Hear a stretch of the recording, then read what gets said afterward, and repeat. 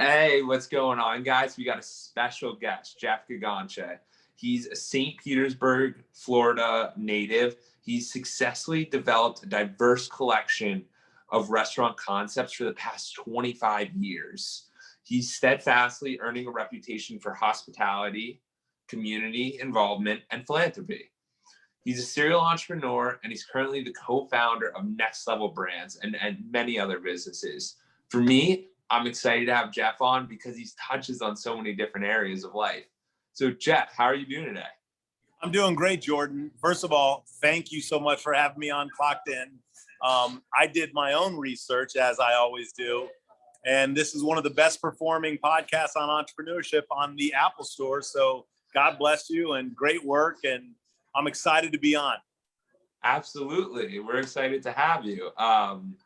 So Jeff, where does your story start? Because I know when we were catching up, I know you did New York, you did St. Pete, similar story to myself, just going back and forth. So tell us all where it started. Yeah, so, I was born in New Jersey, in Teaneck, and spent my first couple years up there. And then my mom moved my sister and I down to St. Petersburg, Florida when I was 3. And so I grew up in St. Pete and, and had a great childhood there and, started my entrepreneurial journey at a very young age of 9. I opened up my first business at 9, which was, I lived in a little condo complex right off of a golf course, a public golf course. So me and my buddies would be playing, Man of War and building forts out there. And there was tons of golf balls. And we remember saying to each other, my God, these golfers are horrible. This is nowhere near the course. So we decided the next morning, that was a Friday afternoon, we decided Saturday, let's meet early and go and, hop the fence and basically go and collect all these golf balls. So we gathered up probably 400 or 500 golf balls that next morning, took them in our little wagon, polished them up. And, mentally I'm thinking, how can I add value to this? Because at first we were thinking maybe we'll go sell them to the pro shop at the golf course. And I was thinking, well, they're going to kind of ask where we got these golf balls, and it was on their property. So we said, well, let's just hop the fence. And I begged my mom to go to Publix and get me a bunch of cases of Czech Cola, which is, the generic version of Coke, Publix's version. And so we had our little sign marked up, and we put all the balls, all like balls, Titleists, and, all the different brands. And 3 balls and a soda was $3, and 6 balls and a soda was $5. Well, everyone did the $5 deal, and that was my idea. So I became the president of that company. And we ran for a good solid, probably 5 or 6 weeks. We would each make between $100 and $200. Now, in 1978, when you got about $1,000 under your mattress and you're not selling, illegal substances, you're doing great. So we were kings of our neighborhood. But even when the Rangers finally caught on to us and shut us down, the bug had bitten me. I remember telling my mom, look, don't mess with me about my grades, because pro rata, I'm making more money selling things than the teachers do. And I've never looked back from there. My mom obviously instilled in me, listen, I don't care much about the grade result, but if you don't give your maximum effort, we're going to have issues. And so, I still did good. I think I graduated with just under a 3.0. But the salesman in me started early, and I never looked backwards. I love that for a multitude of reasons, because when you can repurpose something, find the value in it, and especially at 9 years old, and run the operation with your boys and not sell it back to them. Well, so when we got pinched by the Rangers at the golf course, I instantly said, okay, Mom, I want to turn this money, and I want to parlay this. So take me to Costco, whatever big store there was, and I was buying, the sour, not Sour Patch, the predecessor to the sour candy. I was buying blow pops. I was buying all different types of candy, and I would basically open up my mercantile at school, and I'd make anywhere between $10 and $20 a day at school. Oh, So, reinvesting in the business. 100%. Yeah. So that worked out super well. And, you remember the cinnamon toothpicks or the spear toothpicks? I would make those, but a bazillion toothpicks cost $3 at the store. You soak them in cinnamon oil, put 10 into a packet, sell those for $1. I mean, my ROI was like 1,000% back then. So like I had that mind and it just never stopped. So I grew up in St. Pete, went to Florida State. My senior year of college, we opened up a pizzeria called Gigamo Brothers Pizza and Pasta. My best friend and myself borrowed $30,000 from a wealthy high school buddy of ours. He invested in us, and we opened up Gigamo Brothers Pizza and Pasta. And we're doing, $10,000 to $12,000 a week in 1990. And, so that was my whole, my means to an end. I didn't want to do that, for my career. I wanted to do that so I could move to New York and follow my dream of being an actor. And it would pay me a bit of money so I didn't have to hustle. Well, 3 months after I moved to New York, my buddies had let that business kind of just fall by the wayside, shutting down. Yeah. So I realized two very important lessons. A, you've got to really bet all in on yourself. And B, be very careful of who you partner up with. Yeah. It's critical to make sure that you have like-minded, like value, like purpose partners. What is obviously you've made new partners throughout that time from the pizzeria. Yeah. So what is something you look for in your partnerships? And obviously people move quickly on some of these things. So how do you stay in control so that you're not feeling overwhelmed or feeling rushed, or because you want to make sure it's the right person? 100%. So I look, just the same way I assemble my leadership team, I look for partners. I look for partners that bring a completely different skill set that what I'm really strong at to the table. My first partner, Jim Lanza, I worked for in New York City as a waiter, and then I kind of grew up to manager and assistant and moved all the way up. But he had money. At that time, I had no money. I was just had my hard work and my loyalty and my integrity. Yeah. He had an accounting background. That was the reason we kind of ended up closing in Tallahassee, is because we didn't have anybody to kind of teach us the back end of the restaurant. My partner, my best friend and my partner's father was a restaurateur right off the boat from Italy. And he was going to come up 2 weeks before we opened, but he ended up getting deported to Italy. No. So we had to just kind of wing it. We opened and did very well. The food was excellent. Our branding was great, but just the actual nuts and bolts of the business acumen we didn't have. And so when I left, those guys really kind of sputtered and then ended up sputtering out. But so I always look for people who are super strong where I'm not, so I could learn from them and also rely on those strengths. And then, obviously at that time I needed money.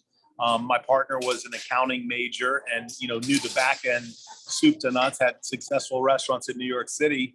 And he was looking for somebody younger that was willing to put in a lot of the work. And so when I pitched him the whole idea, we were in New York City, had a very busy restaurant there. And when I pitched him, look, I want to take this concept down to Tampa.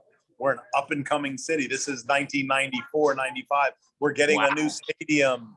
Like all my buddies are graduating college as doctors and lawyers. I've got tremendous support there. So I pitched a really good story, and most of it was fake it till you make it, but I manifested all of that and it worked out super well. He was only supposed to come down for 3 months. He ended up coming down and never leaving. And so we opened up over 24 restaurants together in the 24 years we were together. Wow. So let's slow it down real quick. So you go up to New York City because I read that you were really into acting and you wanted to be a professional actor. And 100%.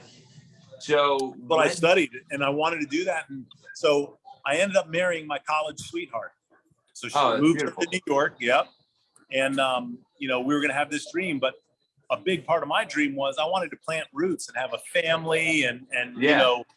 I grew up, my father died when I was very little. And so I grew up without a father figure. So I really wanted to, set that straight and be able to be a father. And so married my college sweetheart, and we were living in New York at the time, and I was studying to be an actor, studying up there and getting some parts. And, as my acting career was going like this, my restaurant career was very steadily climbing. I was doing well, excelling. And then I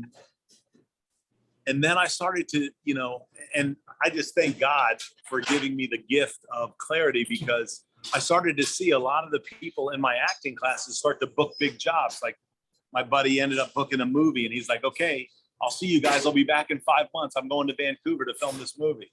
Then my other buddy, soap opera in LA. Okay, guys, I'm also going to be out there for pilot season. So I'll see you guys back here in 6 months. I was thinking, how am I going to be married, have kids, and be traveling all over the world? It'd make me miserable.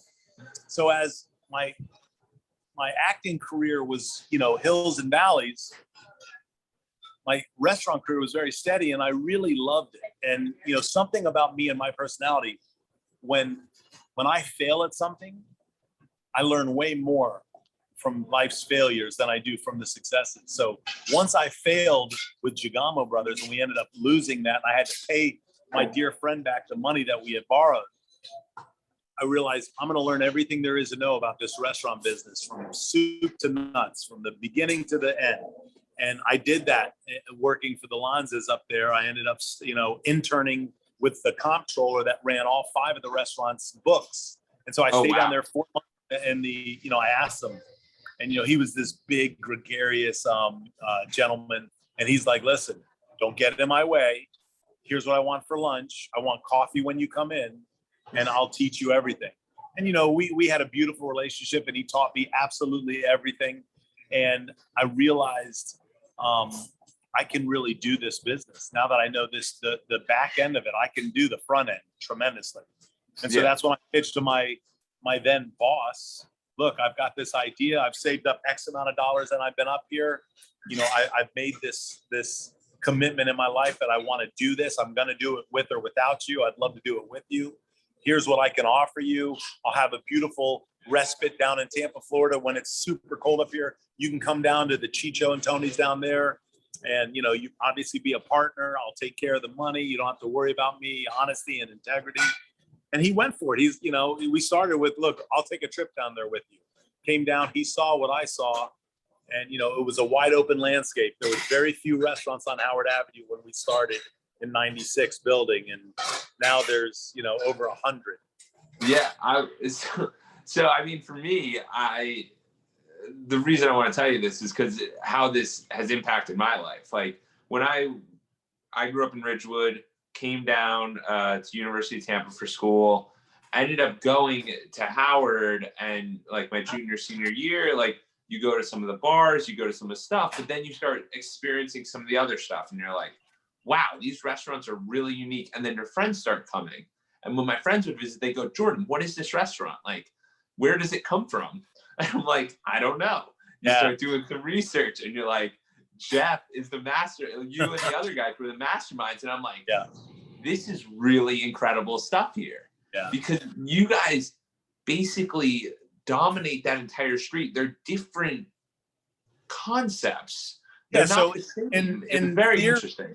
In theory, you're not supposed to put 7 of your own concepts within blocks of each other. No, not at all. For us, our whole mindset was not like we believed in the penchant that we were going to make this area so hot that many people would come. And at one time, yes, they'll go to some of the other establishments that weren't owned by CRG, but for the most part, we're going to get a shot at them at one of our places. And once we got them, we would cross market in between all the restaurants, Lodge, Daily Eats, Green Lemon, Chicho's, Fresh Kitchen, all them.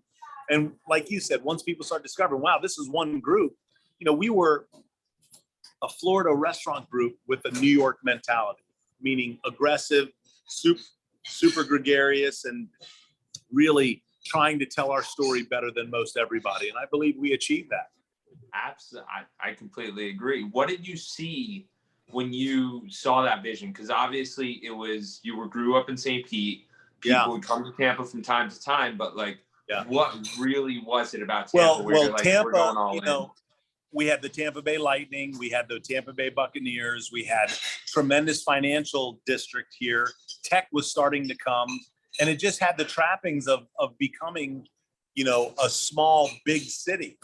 Great colleges like UT brought a ton of Northerners to us. And this area is just a hotbed. You have USF, you have UT, you have the Art Institute, you got a lot of the educational great businesses right around. And we just believed in this area. Burn's Steakhouse, one of the most iconic restaurants in the world, was put directly catty corner across the street from the Chicho site. So once we started there, we were able to see, and to be honest with you, thank God I had my partner, because he was more of the vision and he had the means to be saying, okay, let's do the next one. I was just working. I was the general manager at Chicho's, and then I would make my salary, which was small, and I would save my money and roll it into the next one and into the next one. And when we had an opportunity to buy the building, I pleaded with my partner, let's do this. And we ended up buying that building. Well, that building doubled in its value in the first 3 years.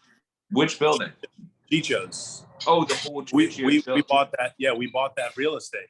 And so you guys, I love that vision, because it's not just, I'm not only a restaurant owner, I'm not only a general manager. And that's what I love hearing about your story, Jeff, because it's not, I'm just an actor, or I'm just a manager, or I'm just a busboy, or I'm just a this. And like, you saw the vision throughout, because there's not many people that actually rent the restaurant, own the building. Okay, because now I pay myself rent. This is great.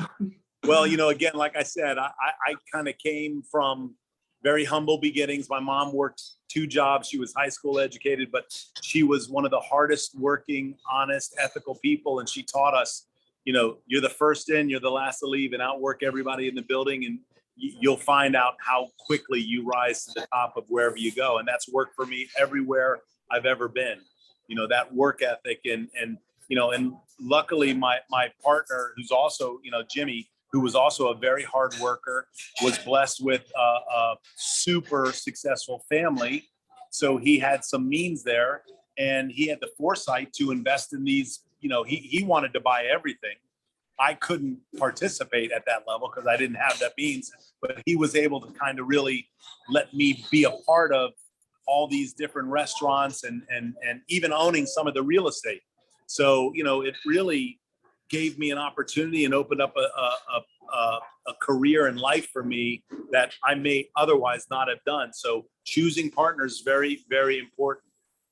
That's incredible. And what was it about Jimmy that was just made it keeper material that was much different from your original college? Well, to be honest with you, so my first partner was my best friend, childhood friend, best man in my wedding. And Jim and I actually, when I worked for him, we were kind of like, we butted heads because, both kind of, I wouldn't say alpha, but we were both kind of big personalities. Now, I worked for him and did very well for him, but he had a manager that I got along with very well. And Jim and I, we weren't friends, to say the least. I mean, I worked for him. He was my employer. But a lot of respect because he was very hardworking at a very young age. And I knew that we had that in common. And that even though he came from this super successful family, he was wanting to make it on his own, make it with his own, means. And so when I pitched him, and again, I didn't know what was going on. He was kind of at the end of a relationship and had young kids and saw Florida as, wow, this would be good. I like this area. And, his father was super successful, but also workaholic. And, he had 2 other brothers that were in the business as well. And they kind of were splitting up restaurants that they had. So it just happened to be perfect timing. I gave him a perfect out to be able to choose. Yeah, I'm going to do this Tampa thing. And he came down and literally, I thought when we sat down 3 months into that run, he was going to be saying, okay, you got it, which I didn't. I mean, I was waiting tables on half the restaurant, managing, doing everything I could, to try to wrangle my success. And I was petrified that he was going to say, I'm going back to New York. And he sat me down and said, I think I'm going to move here permanently and we'll open up restaurants. And I was like, yes, fantastic. And so the rest is history, you know, and I recently divested and sold all my interests in CRG about 2 years ago. And, you know, we parted as amicable as it could be. You know, I'm ready to get back to my passion, which is full service experiential dining, as Forbici is. You know, they're more of the fast, casual, grab and go, FK, Cali, that kind of thing. And, you know, when it doesn't become about money anymore and it becomes about a purposeful life, you got to do what makes you happy. And so that's what I'm doing. And I you know, I pray that they're having a great time over there as we are over here. I love it. So what was it that when did you feel like I've accomplished something, I've made it? Because you guys were going from restaurant to restaurant to restaurant to this to that. Everything's expanding so drastically. And then you're like, I want to go off, like, you know what I mean? It's pretty fascinating. Well, I mean, I remember one morning. So my life became something very different than it is right now. Like I'm here. I mean, I'm at the restaurant right now, as you see. Now look, I'm here. I love it. So there I was working out of our central offices on Kennedy Boulevard and working in front of a computer and you know, not very passionate about what I was doing. And my wife one morning at breakfast is like, you know, you're not happy, figure it out. I'm like, what do you mean figure it out? I was like, you know, we're making all this money. She's like, yeah, well, the money's not everything. You know, you should be passionate about what you're doing. And she's like, you know, go talk to Jim, tell him you want to do your own thing. It's like, wow, you know, it hit me like I never even thought of that.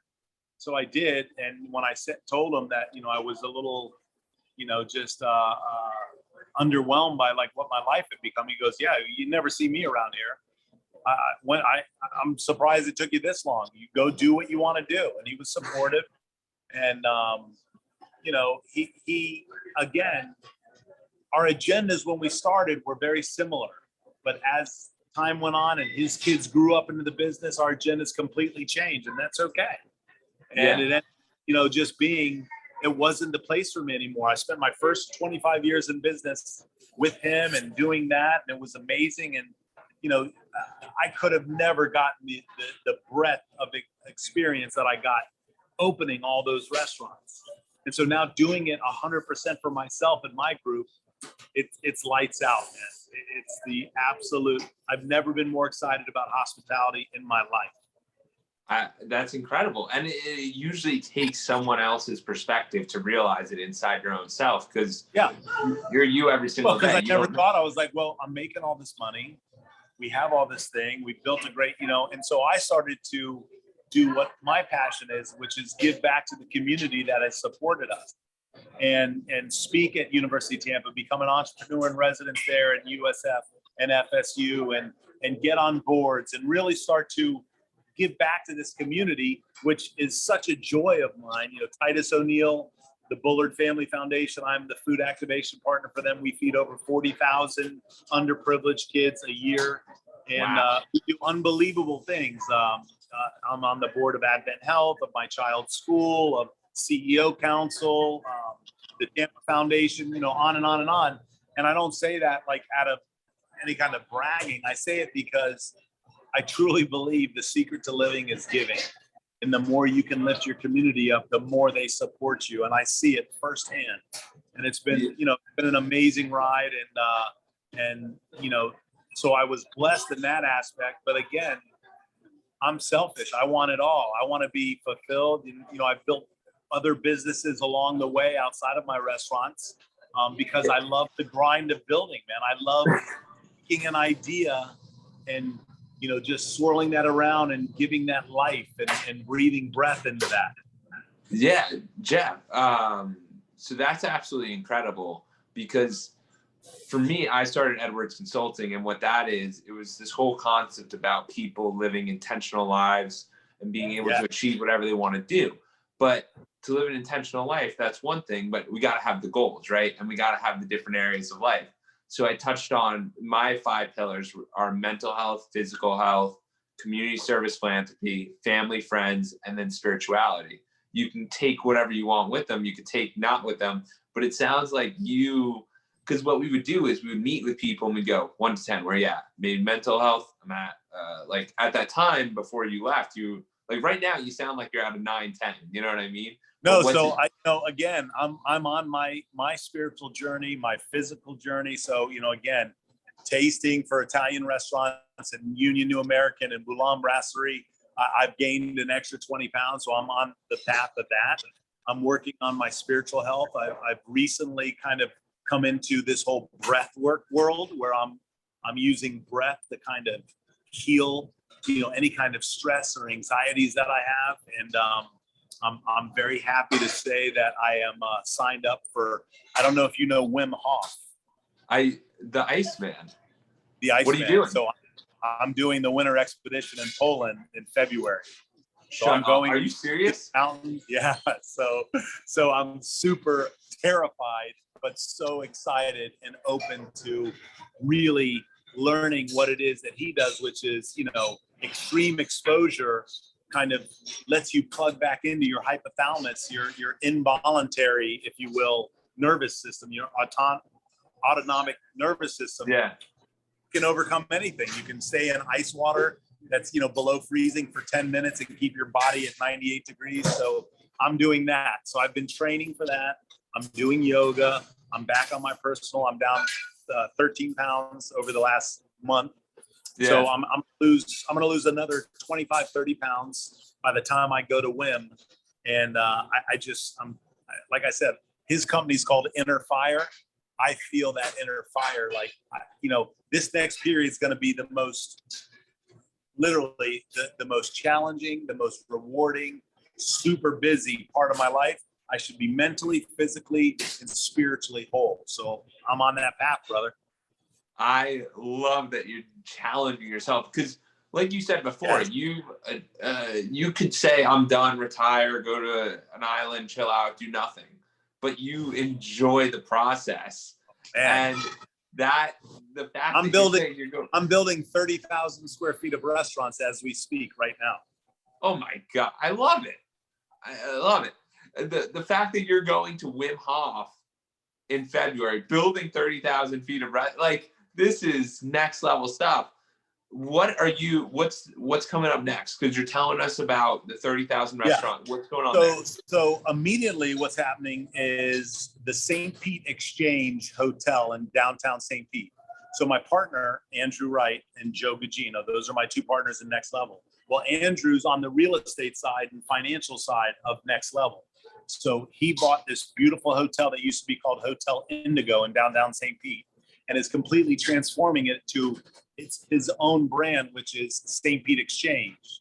And he's doing that really because he wants to learn the hotel. Again, this is an amazingly successful entrepreneur at 40 is deciding, I love hotels, I want to get into it. So I'm going to buy one and figure it out. And so I'm doing all the food and beverage with Next Level Brands, my partners and I, and we're creating this unbelievable bar and restaurant in this, ground floor that's going to open up early December. So within 2 months, we'll be open. So that's happening. And that's about 4,500 square feet is the bar and restaurant. The hotel's 80 rooms, about 78 rooms.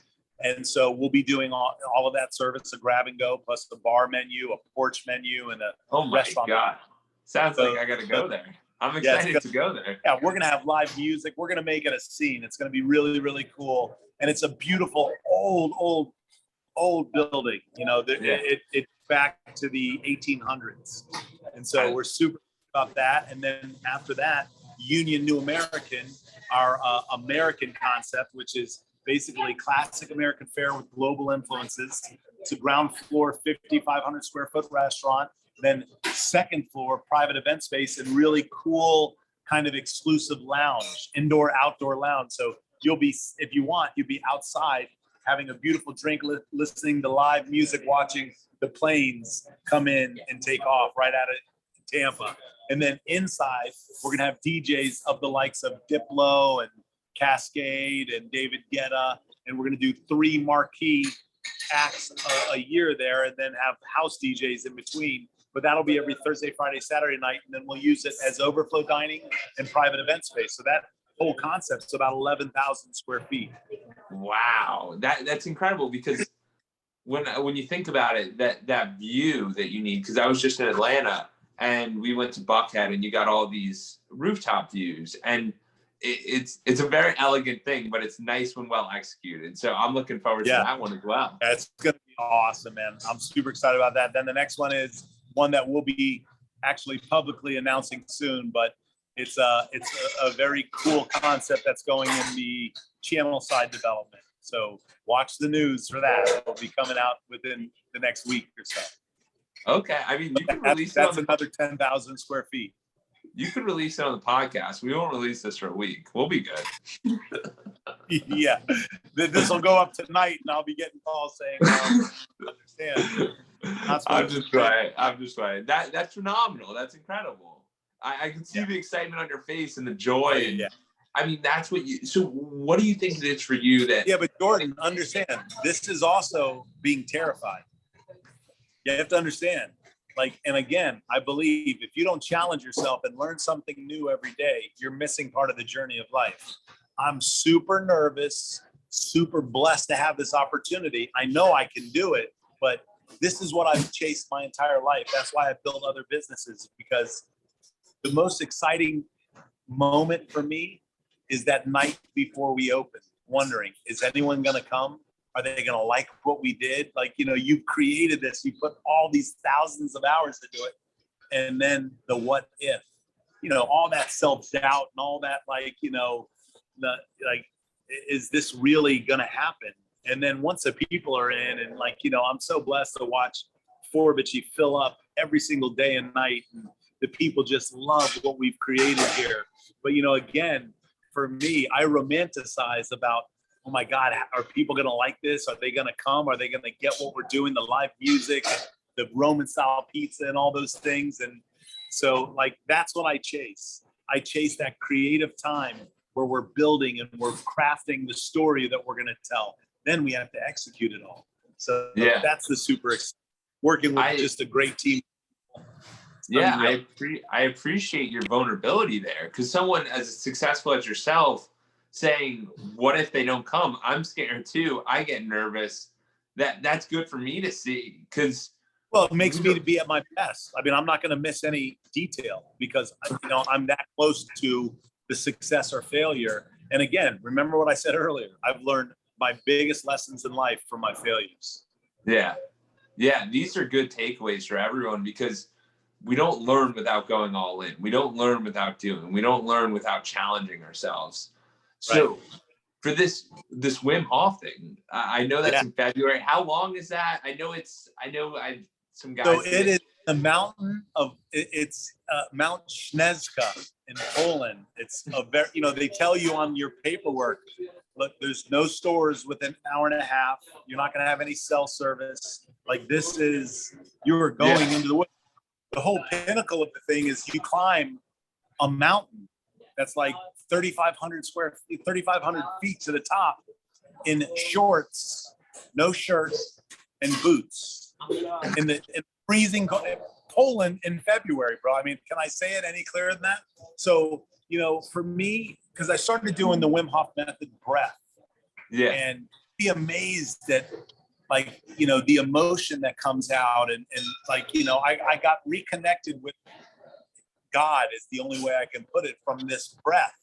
And he basically says, I'm nothing special. Anyone can do what I do.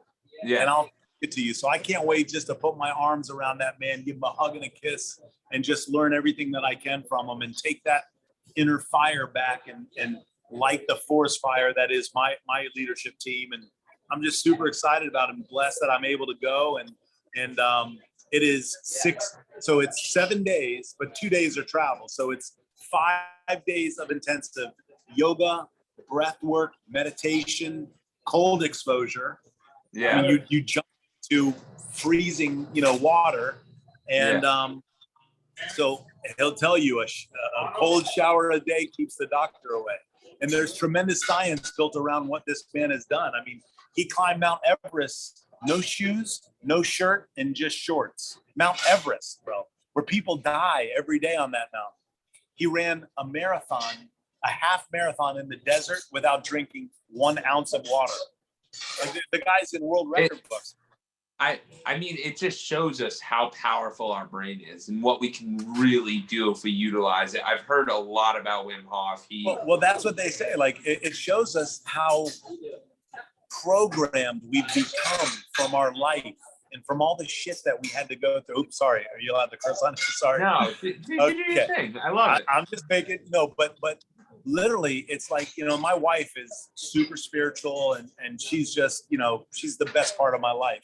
She coaches and guides me, and she tells me constantly, that's a program. That's not normal. You're programmed from your childhood or whatever traumas you suffered through, whatever shame you lived through. That's a program that you continually to play. So I'm doing everything I can to deprogram myself. And I really believe that Wim Hof holds the secrets to saying, listen, breathe. It's good. It's free. Breathe. And so I'm excited to go and do everything that he tells me to do. Yeah, I love it, because the one thing that it really does show is that no matter how successful you are, no matter how much you've accomplished, you're still continually learning each and every day. And you're willing to invest in that through going with him for 5 days. That's immersive. Yeah. You're going to learn a lot in immersion. That's and talk about being terrified, just to be exposed and vulnerable, because I don't know if you've seen anything on him, but just watch like some of the documentaries on him. Yeah. No bullshitting that man. None at all. And if you're going to try, don't even go. So for me, I'm as raw and vulnerable and really hopefully just be the clay that he can help mold into being what's going to be what's next for me, which is, I want to be on fire all the time. And I want to be able to light fires all throughout my ecosphere. I love it. Have you always been open to this kind of learning, community service, different dynamics as you were coming through? So for the first 15 years of my career, I kept my head down and just worked my ass off. I didn't have time to do any of these types of things. I always wanted to.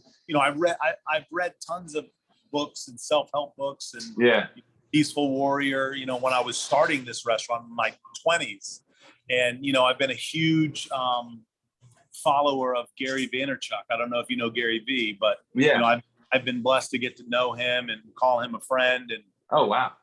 And I believe exactly what he says is that, look, I tell my story and I give all the secrets away because there's only one me, there's only one you, there's only one him, and people just won't do the work because it takes a tremendous amount of effort and consistency and commitment and vindication and all these things that people don't actually want to do. You know what I mean? So I'm not worried. Like I look at competition completely differently.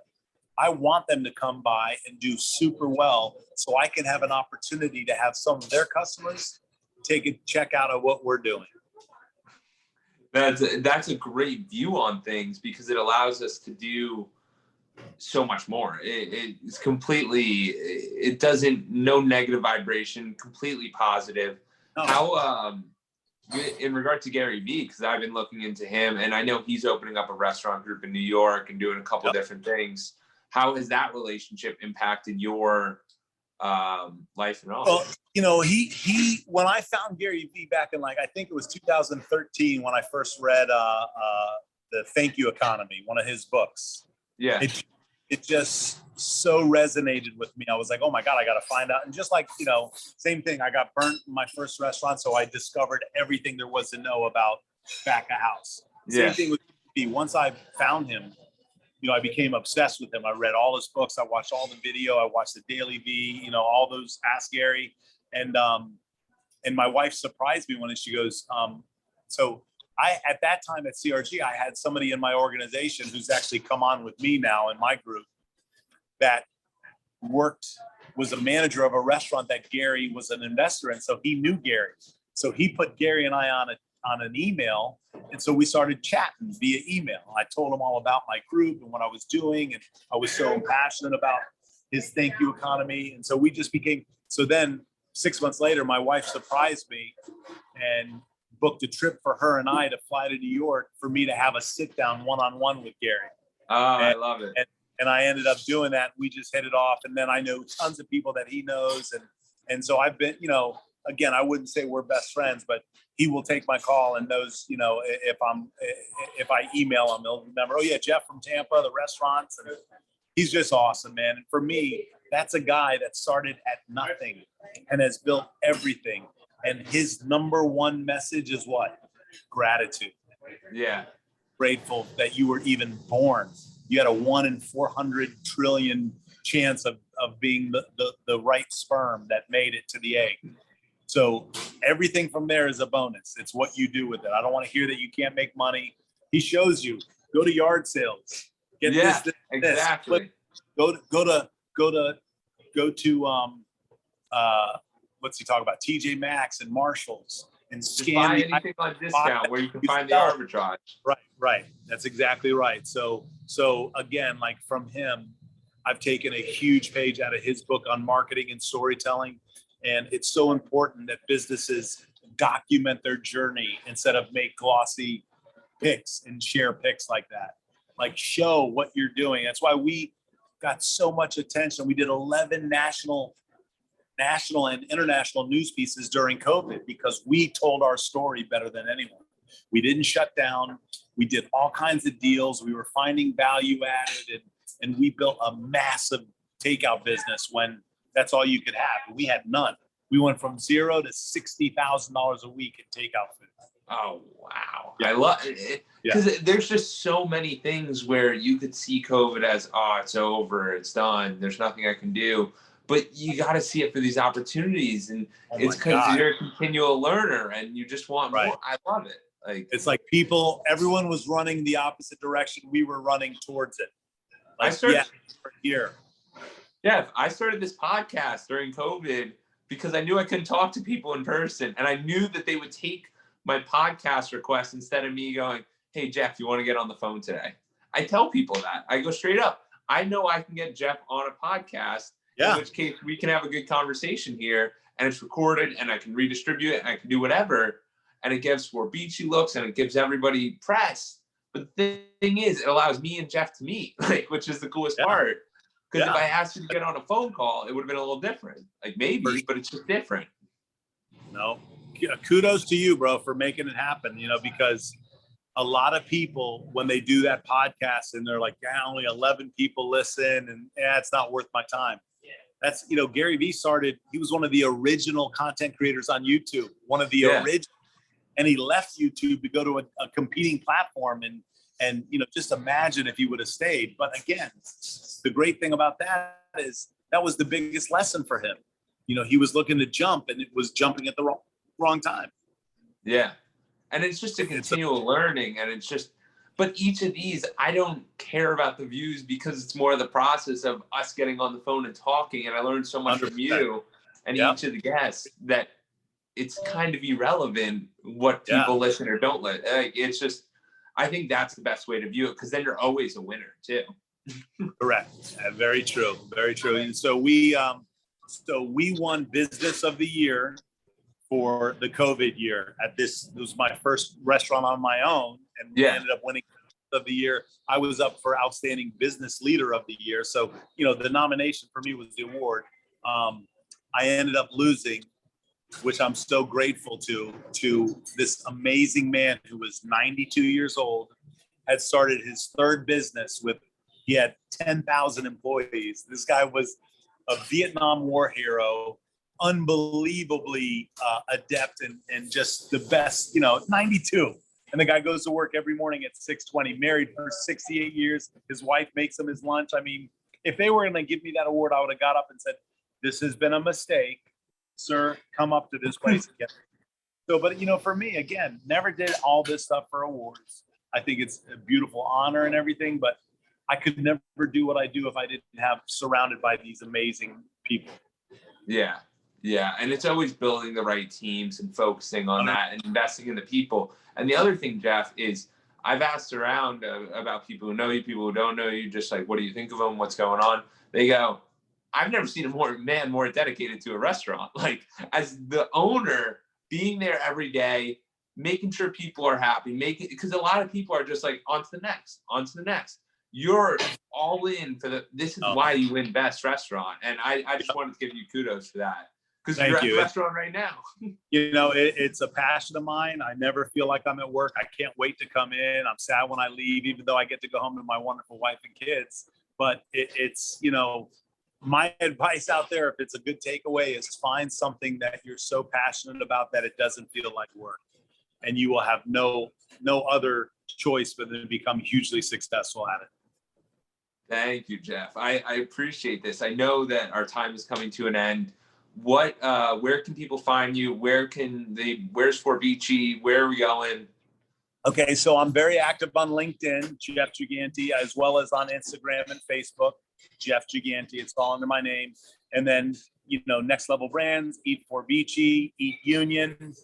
Those are all our sites. But, I'm pretty easy to find. If you just Google my name, you'll be able to come across getting in touch with me pretty easily. Absolutely. And I'll put the information to LinkedIn, Facebook, Instagram, all that in the bio. Jeff, make sure guys to eat at Forbici. I've been there, been there with my friends for parties, for everything. We had 15 people. It blows it out of the water. This place is delicious.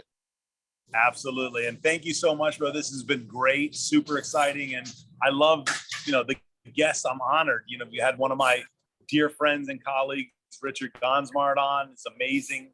I mean, what a leader. I try as hard as I can to be this much of what that man has accomplished. So super, super happy to be on the podcast. Appreciate it. Thanks, brother.